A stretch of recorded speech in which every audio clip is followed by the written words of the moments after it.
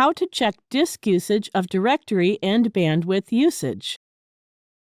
If you are receiving a disk space usage warning or a write failed message and want to know which directory or folder is using larger space, watch this tutorial and see how you can check usages. Log into your cPanel account and you will be on this page. Let's check the disk usage. Go to the Files section and click the Disk Usage. Here you can check disk usage by files in the home directory, hidden subdirectory, and MySQL. Total disk usage is also mentioned here.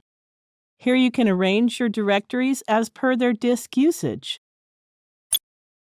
You can also click on their name and further see the disk usage by individual files and folders. Now let's check the bandwidth usage. Go back to the home page. Scroll down to the Metrics section and click Bandwidth. Here you can see the monthly bandwidth usage of your domain. In case you need more disk space or bandwidth, ask your hosting provider to send a quotation. Thank you for watching.